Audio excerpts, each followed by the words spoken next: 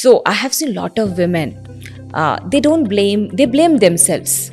They take all the burden on them, because infertility has become a female issue a lot, always been a female issue. Yeah, I mean, because if you're not able to have a child, the woman must be at fault. Exactly. What is psychological counseling in IVF and what role does it play? So Simrat, infertility is a very emotional journey. So when it comes to psychological counseling, it means understand the patient, what they are going through, identify their emotions, prepare them for the treatment, and ensure that they have a easy and less difficulty journey during the treatment time.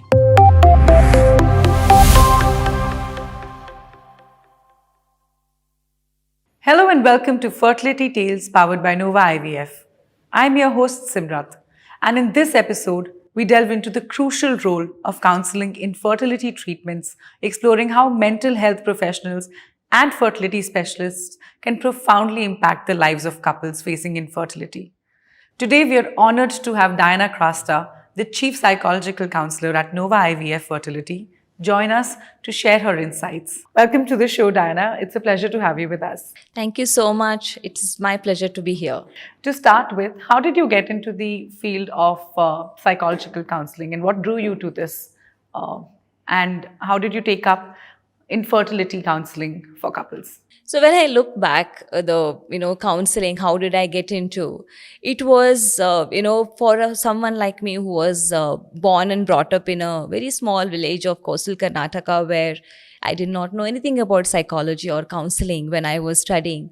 I felt that I can understand people, I can listen people empathetically.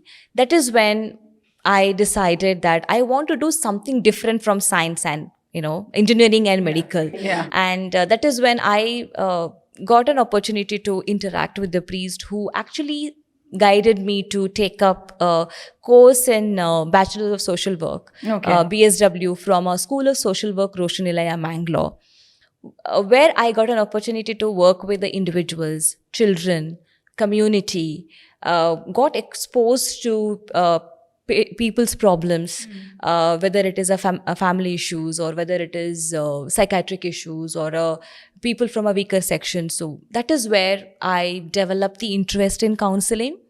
Book of Dale Carnegie was another change in my life, where saw things in a very different perspective. And there was my calling, and I decided to take up my post-graduation in Masters in Social Work with a medical and psychiatric specialization. Oh, that's lovely. Diana, I would like you to also delve on the topic that what is psychological counseling in IVF and what role does it play? So Simrat, infertility is a very emotional journey. Right. So when it comes to psychological counseling, it means understand the patient, what they are going through, identify their emotions, prepare them for the treatment, and ensure that they have a easy and less difficulty journey during the treatment time. What type of couples do come to the clinic? What are their emotional challenges and how do you navigate those? So we get roughly around 3 categories of patient to the clinic, where the first category is the first timers to IVF who tried for a few years and first time they're visiting the clinic. The second category of people who visited some other clinic and then they would have come to our clinic. The third category of people did some treatment, taken some treatment and had a failed cycle, and then they would have come to our clinic for the treatment. Okay. So how do you navigate the counseling for a first timer who's come to the clinic for their treatment? So Simrat, what happens when the first timers comes to the clinic? They come up with lot of emotional baggage. They come up with lot of myths and misconception. They go through YouTube or they go through Google. They read lot of things, understand little, and misunderstand a lot. And because of which, when they come to the clinic, we have to handle their emotions in terms of giving them the right information. Right. And that is the major challenge for the team here. And at the same time, when they come for a counseling, there is a lot of like I have already said, myths and misconception. Yeah. Are you using the are you doing the right thing, or are you Are you using doing my anything own? wrong? Yes. And also, I think there's so much emotional baggage that they come with because of the societal pressure and the familial pressure. How do you navigate that? So we try to understand what is the situation and their family, and where is the pressure coming from. Most of the couples, what we have seen, whenever the minute they know that they are struggling to get pregnant, we have seen them not living with the extended family members, especially in a city like Bangalore or in a metro city. More cosmopolitan area. Yeah, they live independently. It's like a more like a nuclear family. We also see that people who come from a rural area, they struggle a lot to deal with their family members. There is a stigma, there is a discrimination, there is a lot of pressure, there is self pressure as well. Sometimes it goes with the blame game. First timers do not know where is the issue or what is the issue. So that also becomes a challenge for the counselors and to the team. Yeah, coming to your second point, how do we take care of this? We will try to understand or listen to them, their problems, what they are going through. Try to understand from their point of view, and then we use different counseling techniques to navigate that. When I say it may be, when counseling it comes, for some people, it's just about creating awareness. They just want information at the right way. Which is very important coming from a Yes. reliable source. Yes. So, as I said, because of the Google, there is a lot of wrong information that they would have assumed. So, for us, first role is to ensure that they get the right information. So, we have to do awareness counseling. In second stage, what we do, or a second type of counseling, is more of a supportive counseling to this kind of a people. Am I doing the right thing? Is it okay to go to IVF now, or is it okay to visit a fertility consultant now? Should I wait for another 1-2 years to try naturally? Is it too late? Yeah, is it too early to go to a doctor? Or so they require that support, that it's okay, you need this counseling. So you need this treatment, and it is okay to take a treatment. It is not your fault, it is very natural. There are so many couples today who are infertile, so they require that support. So we give them that support counseling. There are some couples where we have to talk about the implications. Now, for example, a couple would have advised to go for a donor program, and what is the implications of it? Is it the right thing to do? Am I prepared for it? If I go for it, what will happen? Am I able to accept the child? Will the child will be like me? So then it is required for us to talk about that or counsel them about that, give them the real life examples, ensure that you make them meet somebody who has taken such treatment, and see from them. The fourth category is a therapeutic counseling. Now, this counseling is for those people who are actually gone through a lot in terms of stigma or issues in their family. And, people who, when they go through mental health issues, it is not of 1 or 2 days episodes. Right. It is multiple years of issues they are facing. Sometimes counseling may not help. That is when we use certain psychotherapies to handle the patients. I feel infertility is such a taboo. It's considered such a taboo and a stigma in this world and a country like ours, that the first course of treatment that a person prescribes to themselves is self-blame, and they keep that bottled in. Whereas, to be able to normalize this is so important. Yes. To be able to go to the right doctor at the right time, Yes. I think, and to come to a psychological counselor to pour your inhibitions out. It's so important for a couple to be able to be on that same page. Very true, which is actually so true that to help them to understand their problems itself is a difficult. Yeah. So I have seen a lot of women, they blame themselves. They take all the burden on them, because infertility has become a female issue a lot, always been a female issue. Yeah, I mean, because if you're not able to have a child, the woman must be at fault. Exactly. There was a lady who, I remember a case where a lady who had come and said, please save my marriage, because if I don't conceive, in this attempt, then my husband said he will remarry somebody. And this was very emotional for us. It was very difficult as well because IVF may not give you 100% success rate. But the ladies, the issues or the problems, or, the way she came and told her counselor, please do something, let me get pregnant this time. If not, I will, have to, my husband will, abandon me and I have nowhere to go. So these are the situations we actually face sometimes.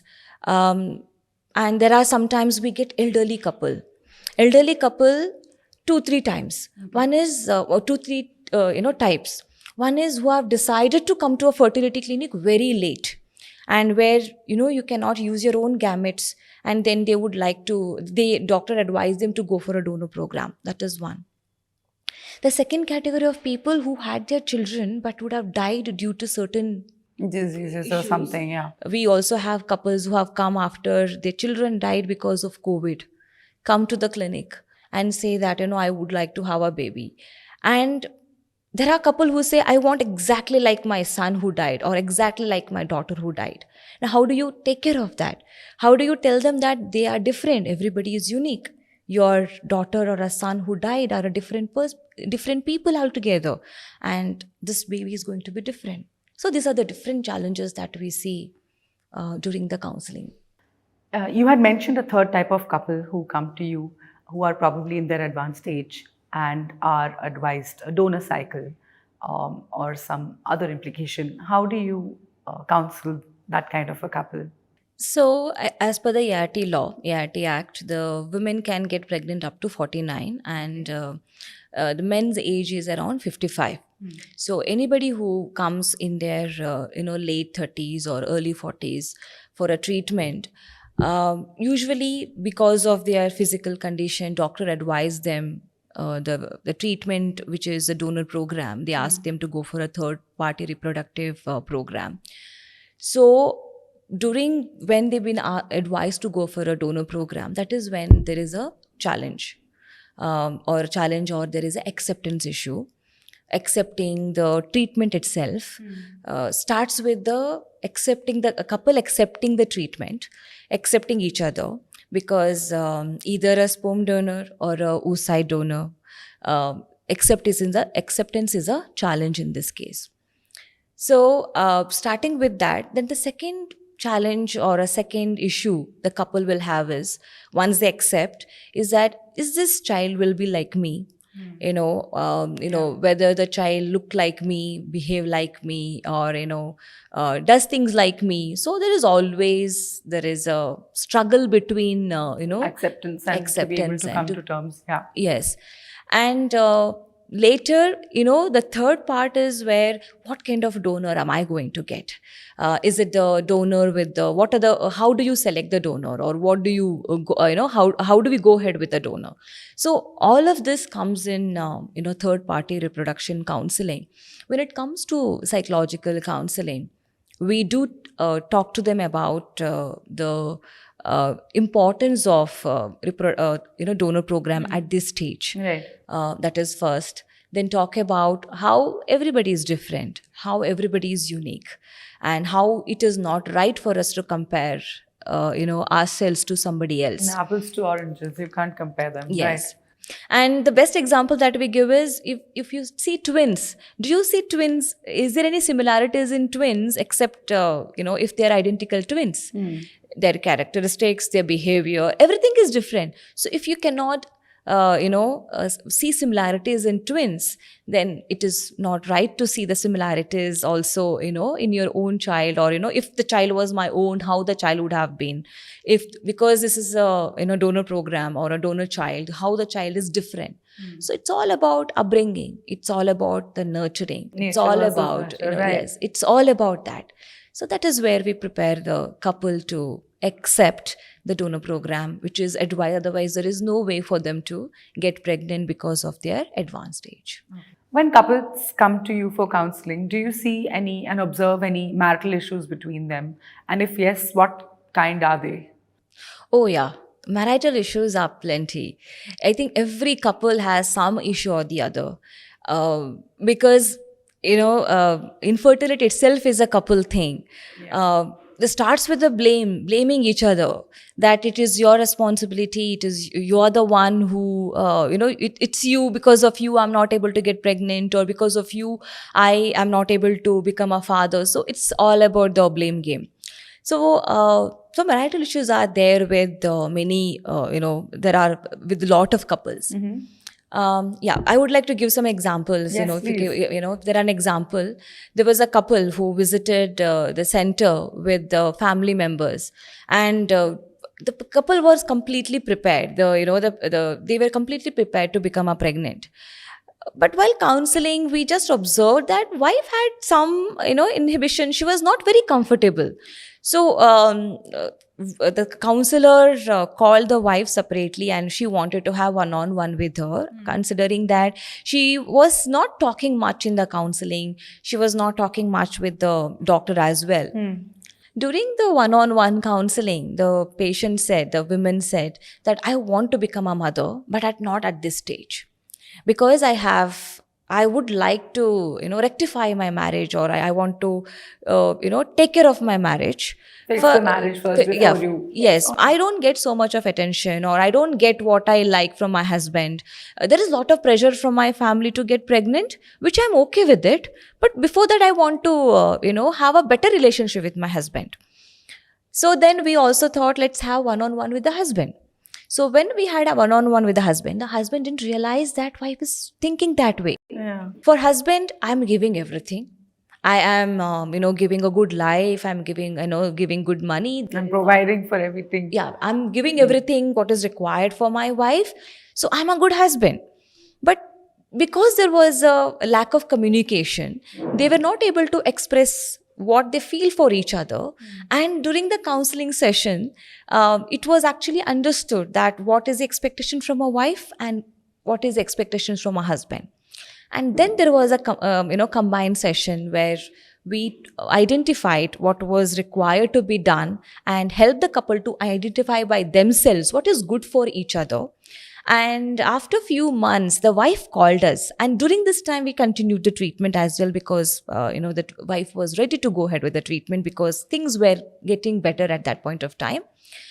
And then wife called to say that, yesterday was my birthday and my husband got a cake for me. And, this all happened because we were able to communicate each other and you helped us doing this. So this is one of the example where small issues, but, But there's a lack of communication between the couple and they are not able to express that to each other. And that's why I feel counseling plays such an important part in bridging that gap. Nova is focusing on the parenthood, but also at the cost of having the better relationship between the husband and wife. Sometimes couples think that after having a child, they can save their marriage if they are anyway having some marital problems. But once you have a child, I think things will fall into place. Do you get such cases? And how do you deal with those people who are trying to fix something which is broken and, So we do get, actually, and fixing a marriage because of the child, I feel it is a myth. Because if you have to fix your marriage, if you have to fix a marriage between the husband and wife, child will be a additional responsibility. And to take care of your additional responsibility, husband and wife should have a mutual understanding, compatibility, and that mindset to help each other. So I can give an example where before this lady got pregnant, everything was very good. Family was very supportive. They were not, stigmatizing or discriminating the woman. The family was very supportive. Husband was very supportive. Everything was going so well. She got pregnant. Family was so happy about it. The problem started when she got pregnant or after her pregnancy. Because here she felt that, this is a precious child. I need to behave in a certain way. I need certain things in a certain ways. And for a husband and for a family, this became too much. That no, pregnancy is natural. Even though you conceived through IVF, it is natural. You can do a lot of things. And there the problem started between husband and wife. And when actually came to see us in the clinic, that is when doctor realized that husband and wife, there is something is going wrong, because after pregnancy they get to see come to see the doctor. And then the doctor called the counselor and said that, I want you to work on the couple, because I see that there is a issue. Again, as a couple counseling methodology, we spoke to the wife first, we spoke to the husband later, had a one-on-one with each other, separately with them, and then we had a combined session, and then we helped them to, identify the issues, expectations from each other, and then they are going well now. I'm sure, I guess she would have delivered now, not very sure, but this was one of the recent cases that we have seen. I mean, so then I think working on your relationship is the most important part before you bring a child into this world. Yes, very, very important. Infertility is such a sensitive subject to any person. Sometimes the blame is on oneself and they don't know how to deal with it or navigate it. That might lead to, severe depression. So how do you deal with people who come with this mental block or this depression? So, lot of couple who visit us, will have a depression or will have issues because of their, infertility. So, when couple come to us, we see what is their stages of depression, whether it is mild, moderate, or severe. Mild, moderate can be taken care with the counseling or with the help of psychotherapy. Like we do, CBT, which is a therapy which helps the people to take care of themselves. During the severe depression or a severe depression cases, where we require to stop the treatment because we believe this requires additional support, counseling or a therapy doesn't help in this case. These people require to see a psychiatrist and take a treatment, get better, and come back.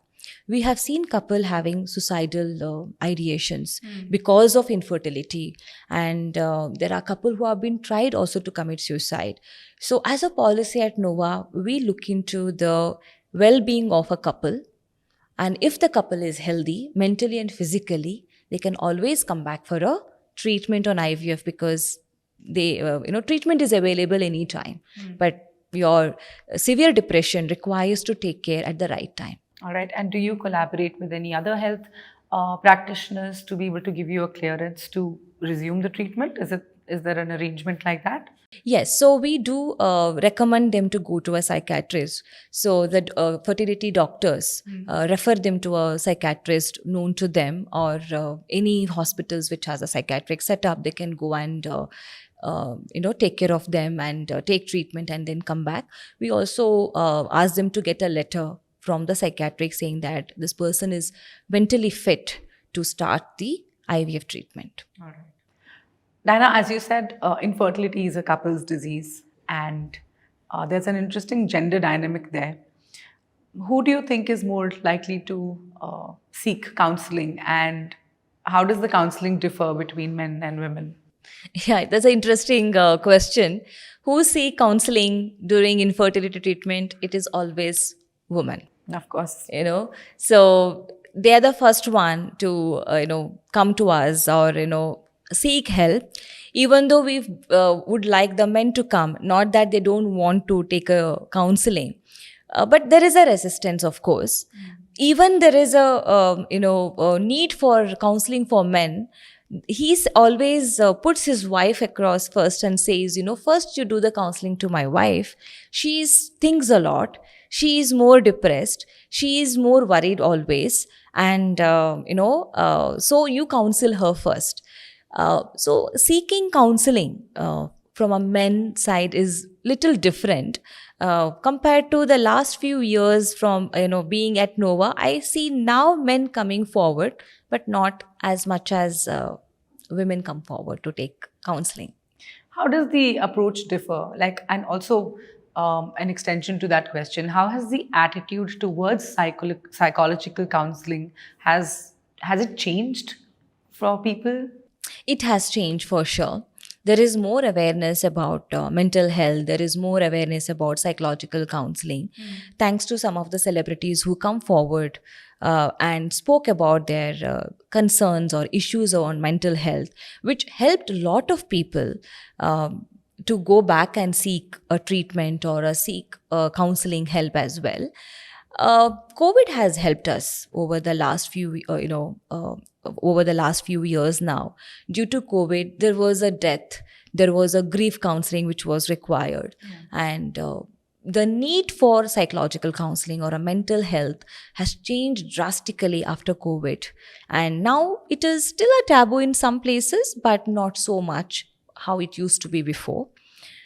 We still get to hear people saying that, why should I go for a psychological counselor, I'm not a As man. if it's a taboo and it's not, self-work and there's something wrong with you. People do come with that attitude of denial where they don't want to accept that maybe, having a mental health is as important as having your physical health. Exactly. So we also want to make it so normal that when you are not well, you go to a doctor. Yeah. That is a physical health as concerned. But when you are mentally not well, it is okay to go to a doctor, or it is okay to go to a counselor. It is not need to go to a doctor. Go to a person who actually, where you can speak openly. I always believed that you have a lot of issues. Either you write down or you talk to someone.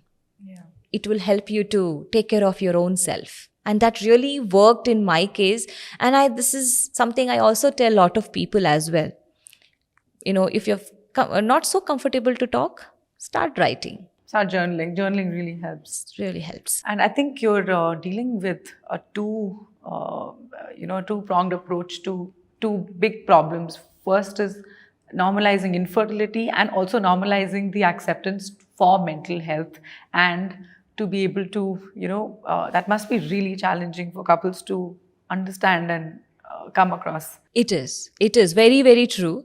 Accepting the IVF treatment for some couple is so challenging, and accepting psychological counseling or mental health importance of it is also challenging for some couple.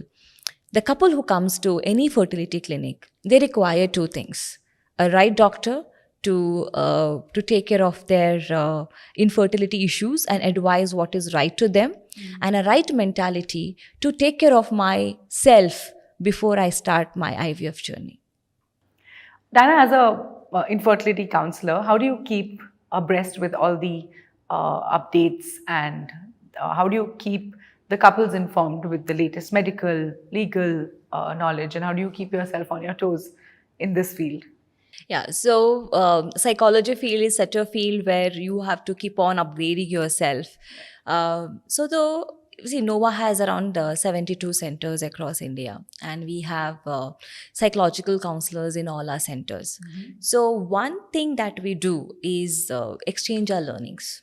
We do cross learnings, we share our case studies, we discuss the difficult case studies with each other, and discuss different scenarios or different state issues, different culture, or how the counselor faced faced this couple, how did she help them to come out of this issue. So we do a lot of learnings and lot of cross learnings with the team. So that is where it really helps us. And secondly, as a psychological counselors, we also have to read a lot about different counseling sessions that others do. We read a lot, or we listen to a lot of podcasts, or listen to a lot of things which helps us to upgrade ourselves in counseling. Okay, and I feel mind is such a beautiful thing, and it keeps changing, and everybody is so unique that you might have so many cases from across the country with, you said 70 centers, which would, give you a chance to understand so many cases. And no case might be the same, but it might just help you counsel somebody else. Yes. And one funda is that practice, practice, practice. The more you practice, more you counsel people, you will get better. And also so many cases you will be able to understand that if I were to counsel this kind of a person because they're going through, it just helps. There is no particular rule that you need to counsel a patient in a particular way. Right. So there are different ways as each person is unique. We just need to remember my counseling principles, my counseling techniques, that's it. And then I just have to customize, or I have to use as per the patient or the couple that comes in front of me. So that is the only thing. Nova is present across the country, 45 cities and 70 centers. How do you make sure that the same quality of counseling is delivered across the centers? Yeah. So we do recruit psychological counselors who are postgraduate in psychology with the different streams, whether it is masters in social work in psychiatric specialization, or it is MA psychology, MSc psychology, or a clinical psychology. We recruit only postgraduates in psychology at the first place. Second place, we have a very good training mechanism where we train our people on infertility and infertility counseling. So we ensure that every person who has joined with Nova as the psychological counselors goes through this rigorous minimum of 1 month of training uh, at the center, or maybe in other center in the presence of a senior psychological counselor. In some cases, we also provide mentorship service as well, so that the counselor gets prepared and takes care of the counseling, quality counseling. All right, and the same standard is then extended to all the centers. Yes. Sometimes we also discuss, as I've mentioned earlier, that we do these cross learnings, and this cross learnings really helps them to learn from each other, the therapies they would have used, how they would have used, and what are the challenges they faced, what kind of different patients they see. So all of this really helps them to learn from each other. Diana, for someone who's looking at a career in psychological counseling, how should they go about it? What would be your 2 bits? Anybody who would like to take up psychology as a career, there are a lot of opportunities. There are a lot of universities who provide the course. So anybody who would like to take up, they need to start with a graduation. Any graduation, 3 years graduation is good enough for someone to, take a specialized post-graduation course in counseling. They can be a graduate in any field? They can graduate in any field. So for someone like I did my master's in social work, specialized in medical and psychiatric social work. So there are colleges in Mangalore, that college that I studied, School of Social Work, Roshanilaya. There is similar courses available in TIS. There is a similar courses available in Bombay with Nirmal Niketan. Okay. And there are other colleges. In Chennai, there is MSSW, which is Madras School of Social Work. They also provide MSW as a course. Apart from this, there are colleges who provide MA in counseling, MSc in counseling, or MA psychology, or a clinical psychology. There are again the colleges like, all of these colleges where MSW is part of it. All those colleges also provide postgraduate in psychology. Doing a post graduation is a very good thing, because you will be considered as a professional and give a lot of other therapy exposure and practical experiences to do things when you are studying. So these are the best career options. And there are a lot of, and in the ART Act, counseling is mandatory. Mental health is mandatory to take care of the couple. So there is a lot of opportunities for people to take this up as a career for them as well. That's great. I'm sure people who are listening to this podcast will definitely benefit from this information. I hope that is helping them to decide on their career if they are thinking of psychology. Thank you so much, Diana, for spending this time empowering us with this knowledge, and also bringing this important topic to life about psychological counseling in infertility for couples, because I feel this is such an important topic but often not talked about, infertility and mental health in itself. So thank you so much for empowering us with this insightful session. It's been a pleasure to have you with us. Same here, my pleasure to share my thoughts. Thank you so much. To our listeners, thank you so much for tuning in. This is Fertility Tales powered by Nova IVF. I'm your host Simrat, and I hope you cherished this episode and took a lot from it. Till next time, take care. Don't forget to like, share and subscribe. Thank you.